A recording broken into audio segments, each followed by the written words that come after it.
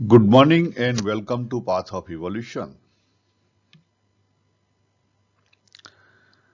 આજે આપણે ભગવદ્ ગીતાના જે છેલ્લા બે શ્લોક જોયા હતા 71 અને 72 બ્રાહ્મી સ્થિતિમાં કેવી રીતે પહોંચી શકાય, પણ એ પહેલા જે ભગવાન 71 ની અંદર વાત કરે છે, કામના મમતા અહંતાથી પર જે વ્યક્તિ વર્તી શકે એ ગુણાતીત અને એને બ્રાહ્મી સ્થિતિ કહેવાય. જો ભગવાને જે શરૂઆત કરી છે ને બુદ્ધિની, અને બુદ્ધિની અંદર દ્વંદ રહિત બુદ્ધિ, એમાં ભગવાને હથિયાર ભાવના આપી. આ બહુ જ અગત્યની બાબત છે, જે મોટા ભાગે આ સિક્રેટ છે, મોટા ભાગે કોઈ આપણને સમજાવતું નથી અથવા આપણે એનો સાચી રીતે ઉપયોગ કરતા નથી. આપણી અંદર એ આપણા પોતાના ગુણો રહેલા છે. આપણે પોતે આ દેહ ધારણ કર્યો એનો એક હેતુ એ છે કે આપણી આગળના જન્મોની અતૃપ્ત વાસનાઓ છે, અને જેવી અતૃપ્ત વાસનાઓ હશે એવા અંદરની સાઈડમાં આપણને રસ રુચિના અંગ હશે, કારણ કે એ અધૂરી જે અતૃપ્ત વાસનાઓ છે ને આપણી અંદર પડેલી છે ને અધૂરી જગતમાં છે. એ બંને જ્યારે ભેગી થાય, બંનેનું મિલન થાય, અને એ મિલન સમયે જો કરતા હોશમાં હોય, કોણ કરતા, એ સમયે કરતા હોશમાં હોય અને સાચી રીતે જો વર્તે, તો એ મિલન દ્વારા એ જે અતૃપ્ત વાસના છે તૃપ્તિમાં ફેરવાય. એ અતૃપ્ત વાસના તૃપ્તિમાં ફેરવાય, અને એકવાર અતૃપ્ત વાસના તૃપ્તિમાં આવી ગઈ પછી એ વાસના તમને નડે નહીં. એ વાસના કઈ થઈ ગઈ? હાર્મોનાઇઝ થઈ ગઈ. હાર્મોનાઇઝ એટલે બેલેન્સ થઈ ગઈ, લીન થઈ ગઈ. પછી એ કામના તમને નડે નહીં. એ કામના તમને નડે નહીં. ભગવાને જે 55મા શ્લોકથી પછી ભાવની વાત કરી છે, ભગવાને ત્યાં અલગ અલગ રીતે વસ્તુ મૂકી છે, શબ્દ અલગ અલગ મૂક્યા છે. આત્મને આત્મના તુષ્ટિ મૂકી, મનોગતાન, ખ્યાલ આવે? એટલે આ જે બધા આવવા જવા વાળી આજે અમુક ભગવાને શબ્દો મૂક્યા છે, એ શબ્દોને આપણે સાચા અર્થમાં સમજી શકતા નથી. દુઃખેશુ અનુદ્વિગ્ન મનાહા, સુખેશુ વિગત સ્પૃહા. વિગત સ્પૃહ, ખ્યાલ આવે? સુખ હોય, સુખ અનુભવ કરતો હોય, પણ સુખી વ્યક્તિત્વ ના ધારણ કરે, જો એની અંદર ભાવ એવો ઉભો ના થાય, કરતા બની ના જાય કે હું સુખી છું,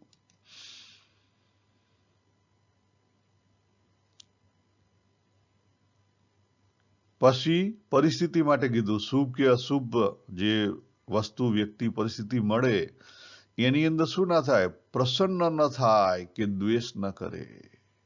જો એ જે ભગવાને ભાવની જે વાતો કરી છે, 54મો જે શ્લોક અર્જુનજીનો પ્રશ્ન હતો ત્યાંથી લઈને ભગવાને દરેક શ્લોકની અંદર ભાવની વાત કરી છે, ડાયરેક્ટલી ઇનડાયરેક્ટલી. કેવી રીતે વર્તે છે એના 58 ને 59મા શ્લોકની અંદર ફરી પાછી ભાવની વાત જ છે. રસવર્જમ નિરાહારસ્ય. નિરાહારસ્ય એટલે તમારે જોરથી હટાવી નથી લેવાની ઇન્દ્રિય જાય જ નહીં એની અંદર. એની અંદર ઇન્દ્રિય જાય જ નહીં, એને રસ જ ના હોય. જાય કેવી રીતે? એને રસ ના હોય પછી જાય કેવી રીતે? પછી ભગવાને સમજાવવાનો પ્રયત્ન કર્યો કે જ્યાં સુધી તમારી અંદરથી આ રસ નહીં જાય, રસ એટલે આપણી અંદરથી અતૃપ્ત, રસ એટલે પાછી ફરી સમજો, રસમાં બે ભાગ રહેલા છે. એ જે એનો જે હેતુ છે ને એ સાચા અર્થમાં આપણે સમજી શક્યા નથી. રસના બે હેતુ છે. જે અંદર રસ પડેલો છે એ બે કારણોને લઈ અને આપણને એ રસ છે.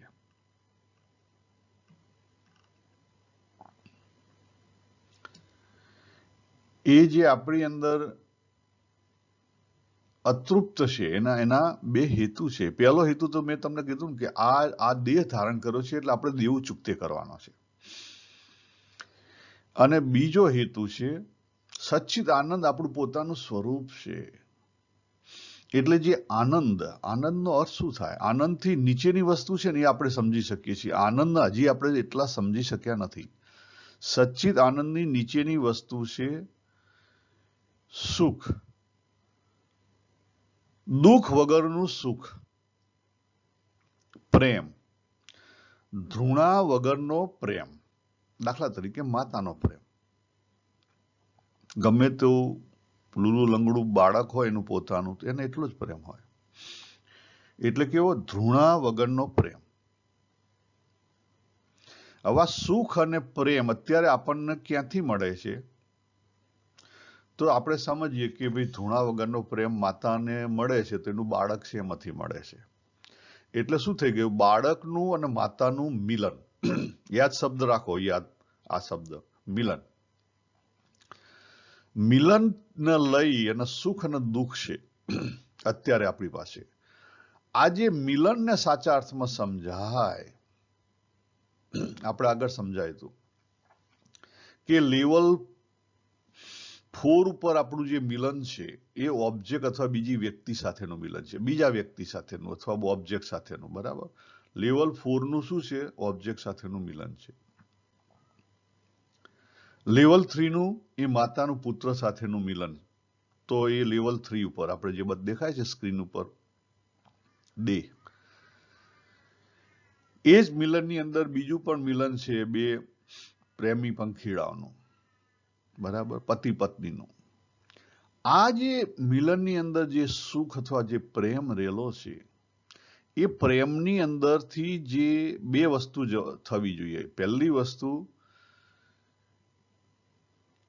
કે મિલન માટે કેમ દોડી રહ્યો છે? પહેલી વસ્તુ છે કે એની અંદર અતૃપ્ત વાસના છે. એટલે આપણે બધા, દાખલા તરીકે હું 58 વર્ષે અત્યારે પહોંચ્યો છું આ દેહથી, તો 58 વર્ષ સુધી હું જીવતો છું અને જે હું કરી રહ્યો છું એની પાછળ એક હેતુ છે. કોક મને ફોર્સ કરે છે. અંદરની જે રસબુદ્ધિ છે ને એ બહાર નીકળી રહી છે. અંદરની જે રસબુદ્ધિ બહાર નીકળી રહી છે. કેમ નીકળી રહી છે? તો દેવું ચૂકતે કરવાનું છે. જેટલું તમે એના સાચા અર્થમાં દેવું ચૂકતે કરો ને એટલા તમારા વડ ઓછા થાય. હવે મને આને ગુજરાતીમાંથી વ્યવસ્થિત કેવી રીતે સમજાવો? વડ ઓછા થાય એટલે આપણી પોતાની અંદરની રેલી જે કામના, મમતા, અહંતા છે ને એ ઓછી થાય. અને એક સમયે આપણે એટલી હદે કામના, મમતા, અહંતાથી ઓછા થઈ જઈએ તો સરળ બની જઈએ. સરળતા, સહજતા, તરલતા, જો વચ્ચે આવીએ આપણે. એક બાજુના એન્ડ છૂટી જાય આપણા. જેમ જેમ દેવું ઓછું થાય એમ આપણે વચ્ચે આવી જઈએ. બે એન્ડમાંથી વચ્ચે આવી જઈએ, અતિમાં આવી જઈએ. હવે વચ્ચે આવ્યા પછી પણ અગત્યનું છે કે આપણે એનાથી પર થઈએ. વચ્ચે આવ્યા પછી પણ અગત્યનું છે કે આપણે એનાથી પર થઈએ. એટલે તમે ક્યાં ફસાયેલા છો આપણે જાતે નક્કી કરવું પડે. હું ક્યાં ફસાયેલું છું મારે જાતે નક્કી કરવું પડે.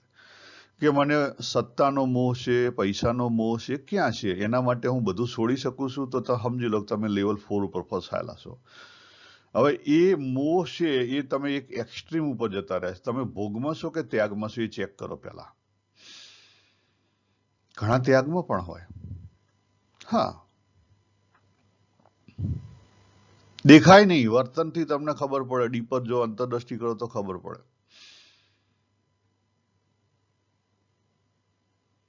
ત્યાંથી વચ્ચે આવો. પહેલા વચ્ચે આવો. સૌથી પહેલું શું કરવાનું છે? વચ્ચે આવો. અને પછી તમે એનાથી પર થઈ શકશો. એ પહેલા તમે એનાથી પર થઈ શકશો નહીં. આમ કરતા કરતા ધીરે ધીરે આપણે સમજાયું એના ઉપર જવું પડે, અને ઉપર જો તો તમે પાછા ફ્રીડમમાં જઈ શકો. મારે કહેવાનો અર્થ અહીંયા એક જ છે કે જો ભાવ સમજાય, આ ભાવની ગતિવિધિ સમજાય, તો આપણે આપણા આ જે જીવન છે ને એમાંથી ઝડપથી બહાર નીકળી શકીએ. કારણ કે એ અંદરના જે ભાવ છે, અંદરના જે ગુણ છે, આપણને જે મળેલા છે, દરેકને પોતાના અલગ અલગ મળેલા છે. એ ગુણથી આપણે કૂદકો મારવાનો છે. આપણે વૈયક્તિકમાં છીએ, એમાંથી સમષ્ટિમાં કૂદકો મારવાનો છે. તમે કહેશો તમે મારી શકો? હા. ભગવાને 55મા શ્લોકથી બધી ભાવની વાત કરી છે. ભાવ ન કર્મો સાથે સંબંધ છે, પરિસ્થિતિ સાથે સંબંધ છે. જો અહીંયા મેં આખું બતાવ્યું છે કે જે પ્રકૃતિ, પિંક કલરનો એરો છે ને અંદર, પ્રકૃતિ છે.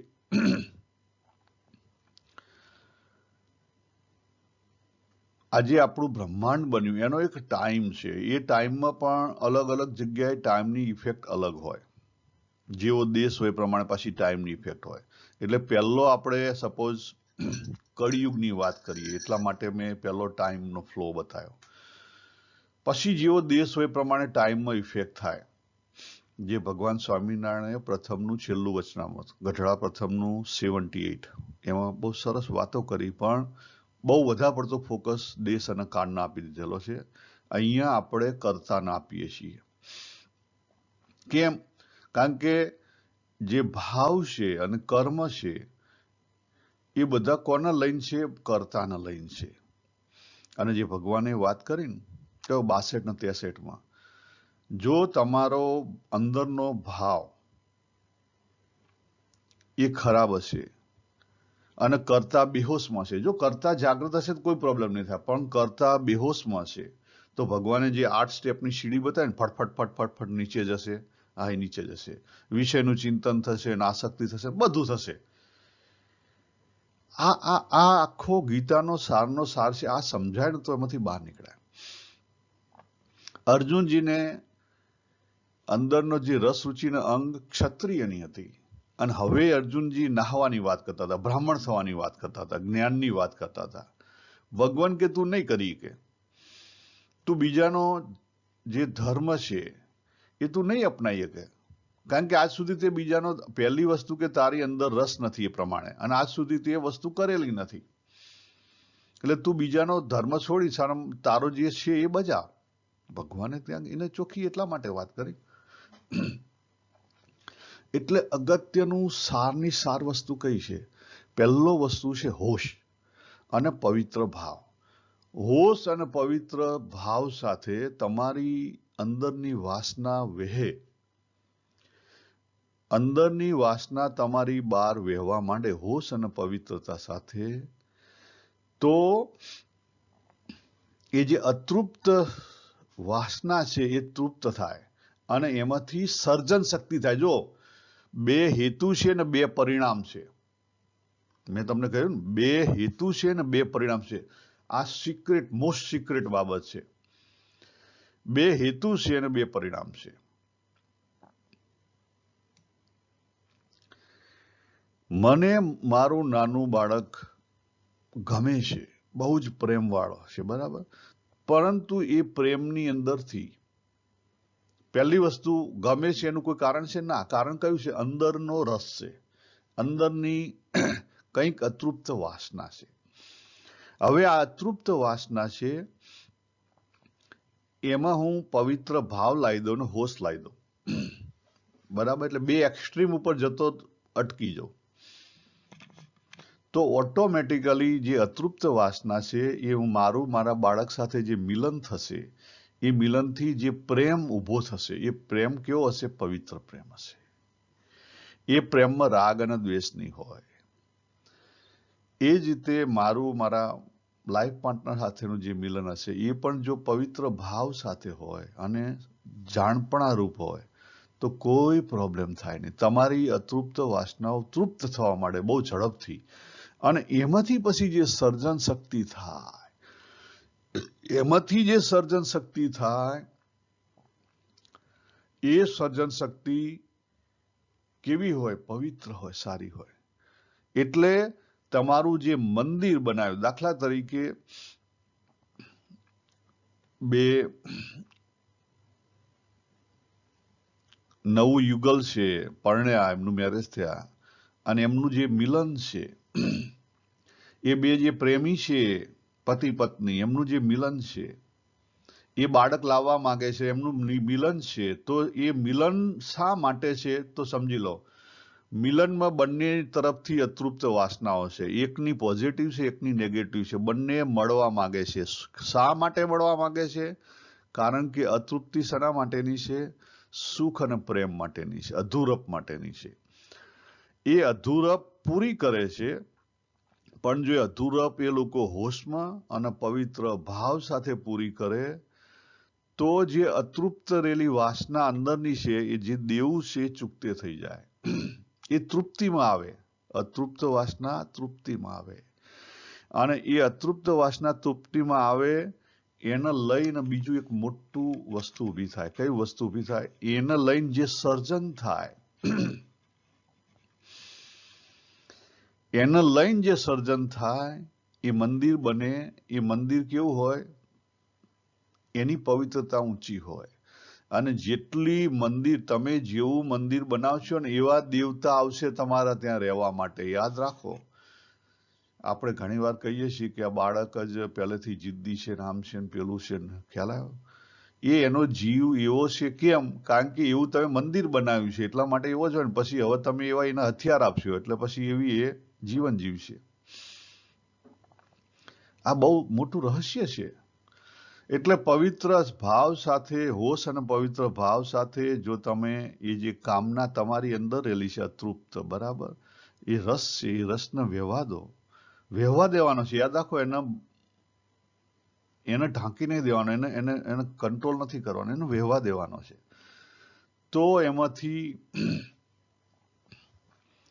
અતૃપ્ત વાસના તૃપ્ત થશે, અને સર્જન શક્તિ જે હશે એ સર્જન શક્તિ કેવી હશે? સારી સર્જન શક્તિ છે. એ મંદિર ઊંચી કક્ષાનું મંદિર બન્યું હશે તો એની અંદર જે દેવતા આવીને વાસ કરશે એ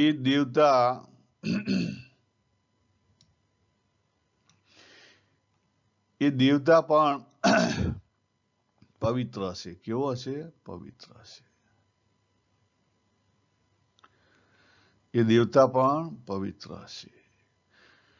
અને આ રીતે જો બધા મા બાપ વર્તે તો આજે જે સમાજની અંદર જે યંગ છોકરાઓના જે એટીટ્યુડ ખરાબ છે એ એટીટ્યુડ બરાબર છે.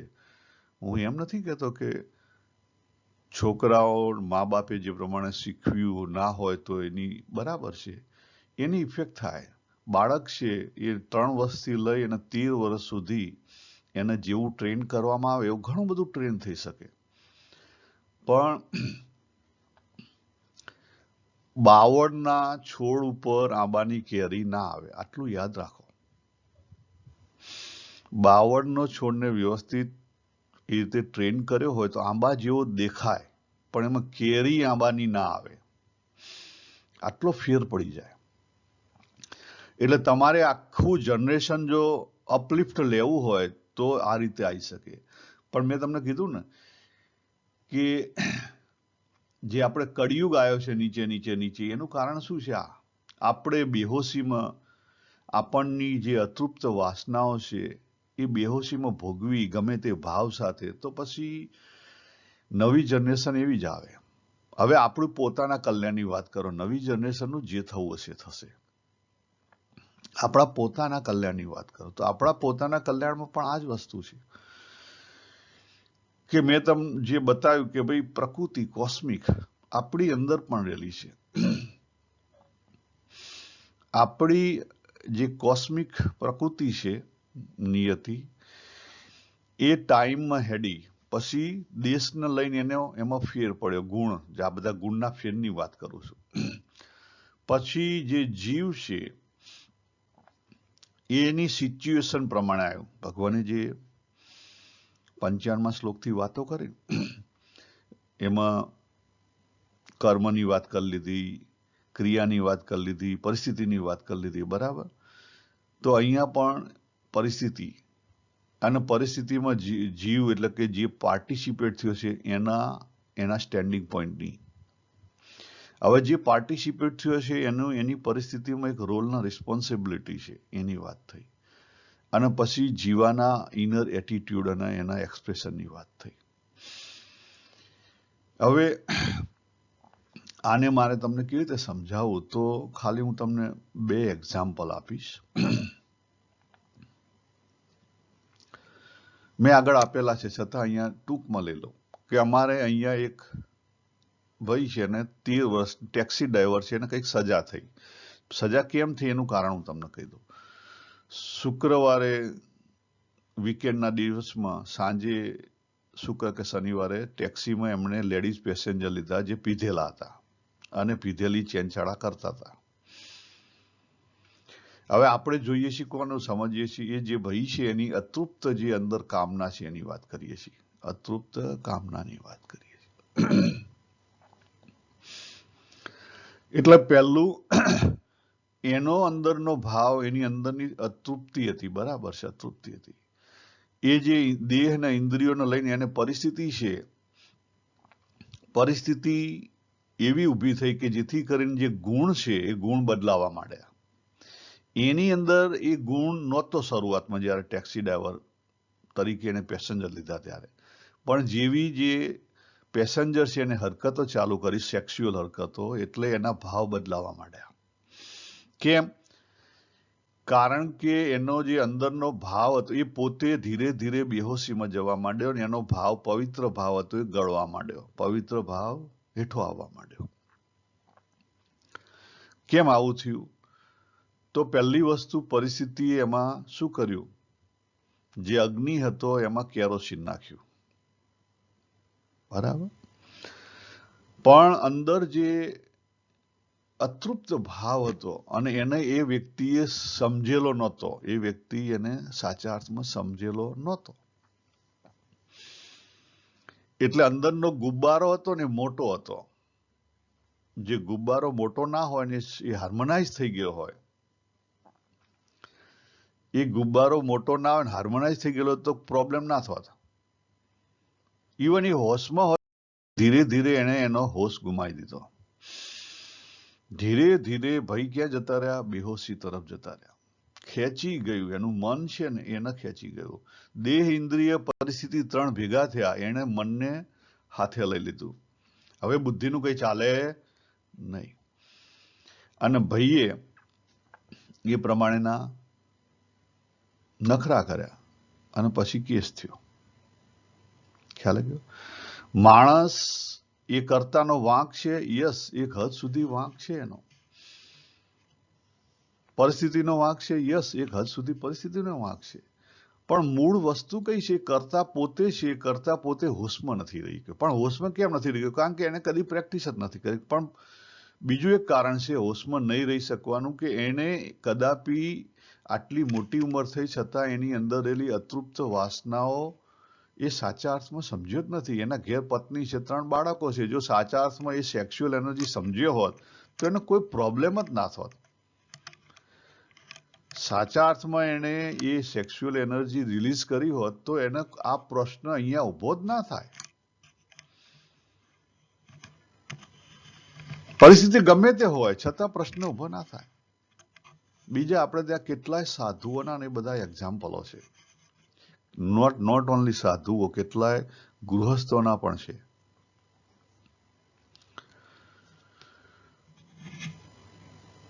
કે આવી પરિસ્થિતિ આવી હોય તો એ ત્યાંથી હટી જાય, કહી દે. અને કેટલાક સાધુઓએ તો ગણિકાઓને, વેશ્યાઓને સાધુ બનાવી દીધી. એવા પણ આપણે ત્યાં એક્ઝામ્પલો છે કે એ સાધુની કામના ડગે નહીં, એ કામના લેવાય નહીં. કેમ? કારણ કે એની અંદર એ કામના રહી નથી. એને એ કામનાને બેલેન્સ કરી દીધી છે. પણ કઈ રીતે? તો સાધુ છે. તો નંબર 4 દેખાય છે અહીંયા આ સ્ક્રીન ઉપર નંબર 4. બટ અંદર એલી જે એનર્જી છે, બે અધૂરી એનર્જીઓ, અધૂરી એની એનર્જી અધૂરી રહી નથી. ઈંગલા ને પિંગલા ને બેને એને હાર્મોનાઇઝ કરી દીધી છે. તો અંદર કામના નથી, એને બહાર ક્યાંથી રસ પડે? અંદર જેની કોઈ કામના જ નથી, એને બહાર તમે ગમે તે વિષય આપો કે ના આપો, એ વિષયમાં એને જાય જ નહીં. ભગવાન અહીંયા એ કહેવા માંગે છે. ભગવાન અહીંયા એ કહેવા માંગે છે. આપણે જે 3 ગુણની વાત કરીએ છીએ ને, એ બહુ જ ખોટી રીતે આપણે 3 ગુણને સમજેલા છીએ. જે 3 ગુણની જે વાત કરીએ છીએ ને, આપણે ખોટી રીતે સમજેલા છીએ. મારે કહેવાનો અર્થ અહીંયા એક જ છે કે ગુણ છે ને, અંદરના ગુણ, એ ગુણ આપણા આગળના કર્મોને લઈને મળેલા છે. દાખલા તરીકે તમારા આગળના કર્મો એવા કોઈ હોય કે જેને લઈને તમારામાં તમો ગુણ વધારે હોય, પણ તમો ગુણમાંથી ડાયરેક્ટલી તમે વૈયક્તિકમાંથી સમષ્ટિમાં જઈ શકો. ગુણ ખોટા નથી. ગુણનો જે વિકાર છે ને, એ ખોટો છે. ગુણ ખોટા નથી, યાદ રાખો. તમો ગુણને લઈને નિદ્રા આવે, આપણને ઊંઘ આવે. જીવન જીવવા માટે ઊંઘ એ જરૂરી બાબત છે. રજો ગુણને લઈને આપણને ગતિ આવે, કરવું છે, બરાબર. તો એ જે અંદર એલા ગુણના જે વિકાર છે એને બહાર કાઢવા માટે રજો ગુણ જરૂરી છે. સત્વ ગુણને લઈ અને આપણને જ્ઞાન થાય, બરાબર. આપણી અંદર જ્ઞાનની ક્રિયા વધે, એટલે કે આપણી જે તેજસ્વીતા વધે. તો એ સારી બાબત છે કે એથી આપણે કંઈક જાણી શકીએ કે ભાઈ હું ક્યાં ખૂંપાયેલો છું. અંતરદ્રષ્ટિ કરવા માટે આપણને ઘણી ખબર, સરળતા રહે. ગુણ ખોટા નથી. આપણે જે કહીએ છીએ કે હું તો સત્વગુણી હાલ લઉં, હું તો સત્વગુણી છું, નામ તેમ, એ ગુણ ખોટા નથી. ગુણની અંદર એલા જે બે દ્વંદ છે, બે અતિ છે, એ ખોટા છે. સત્વગુણની અંદરનું અતિ પણ જે સારું અને ખરાબ, અથવા જોઈએ છે અથવા નથી જોતું, એ જે અતિ છે બે, એ બંને ખોટા છે. એટલે કોઈ પણ વ્યક્તિની અંદર ગુણ ગમે તે હોય, એનો જન્મ સંજોગના કારણે થયેલો હોય ગમે ત્યાં, એને લઈ અને નાનપ કે મોટપ નથી. આ યાદ રાખો. એને લઈ નાનપ ને મોટપ નથી. તમારી અંદર તમે તમો ગુણી હો, તમે કોઈ સાવ નીચલા કર્મો કરવા વાળા ફેમિલીમાં જન્મેલા હો, ત્યાંથી તમે કૂદકો મારી અને તમે ગુણાતીત થઈ શકો. યસ, 100% તમે થઈ શકો. સીધા તમો ગુણમાંથી ગુણાતીત થઈ શકાય. સીધા રજો ગુણમાંથી પણ ગુણાતીત થઈ શકાય. અને આપણે ત્યાં જો પરશુરામ ભગવાન રજોગુણી, કેટલા લોકોને કાપવાનું ચાલુ કરી દીધેલું. રામ ભગવાન હથિયાર સીધા ઉગામ્યા. ક્ષત્રિય સ્વભાવ એ રજોગુણી સ્વભાવ છે ને, કર્મનો. એટલે એવું નથી, એવું છે જ નહીં. આપણે જે માનીએ છીએ ને, એ અહીંયા મારે કહેવાનો અર્થ કે અહીંયા આપણી અધૂરી સમજણ છે. તમે જે બ્રાહ્મી સ્થિતિ પ્રાપ્ત કરવી છે, એને લઈ અને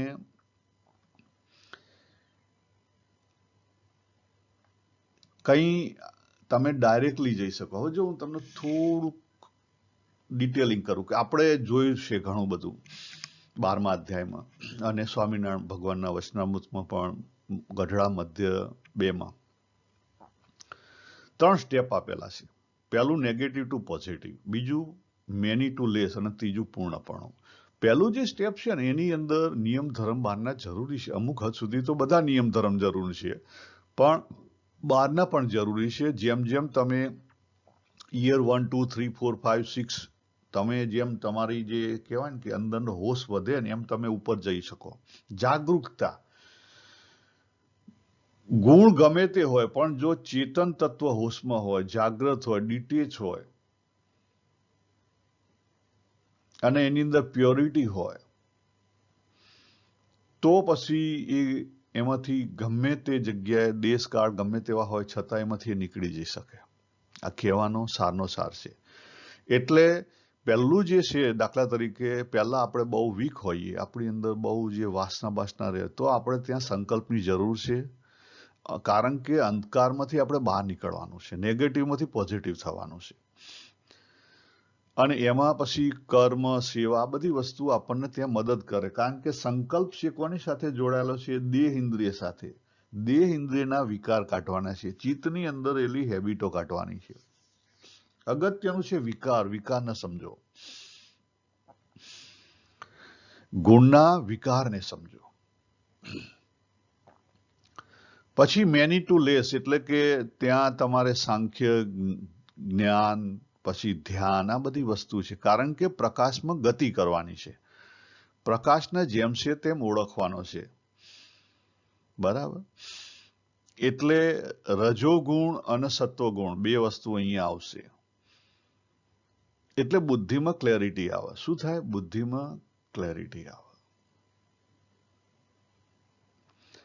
અને પછી છેલ્લે પૂર્ણપણું છે ને, એમાં તમને શું જોઈએ? પવિત્ર ભાવ જોઈએ, શુદ્ધ ભાવ. શુદ્ધ ભાવ એટલે શાની અંદર આવે? જે તમારો પ્રેમ છે શુદ્ધ જોઈએ, તમારી ભગવાન સાથેની પ્રાર્થના છે શુદ્ધ જોઈએ. દ્વેષ નીકળી જાય તો જે મોહ છે, આસક્તિ છે, જે પ્રેમ છે, અતૃપ્ત છે, અપૂર્ણ છે, એ ભાવ કેવો થઈ જાય? પવિત્ર થઈ જાય. એ ભાવ પવિત્ર હોવો જોઈએ. પણ પવિત્ર ભાવ ક્યારે હોઈ શકે?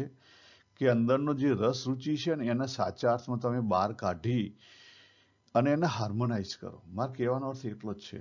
ગુણાતીત થવા માટે આપણી અંદર જે રોગ છે, રોગ કયો છે? વાસના છે. પણ વાસનામાં કઈ છે વાસના? કોને કહેવાય? વિકારના વાસના કહેવાય. ગુણના વાસના ના કહેવાય. જો આ વસ્તુ યાદ રાખો, ગુણ એ વાસના નથી, ગુણનો વિકાર એ વાસના છે. અને વાસના દરેકમાં રહેલી છે. જેટલાય મનુષ્ય દેહ ધારણ કર્યો, આપણે કઈ અવતારના જે કઈ વાસના રહિત ગુણાતીત છે એની વાત નથી કરતા. પણ જે ગુણાતીત નથી એ દરેકની અંદર વાસના રહેલી છે, અતૃપ્ત વાસના. તો એ અતૃપ્ત વાસના છે, જે રસબુદ્ધિ છે, એને તમે સાચા અર્થમાં સમજીને ભોગવો તો એક્ઝોસ્ટ થઈ જાય, તો એ લીન થઈ જાય, બેલેન્સ થઈ જાય, હાર્મોનાઇઝ થઈ જાય. કોઈ વ્યક્તિ બીમાર છે, કોકને ટીબી થયેલો છે, કોકને ઇન્સ્યુલેશન વધારે છે, કોઈને હૃદય રોગ છે. બરાબર? આ જે બીમારી છે,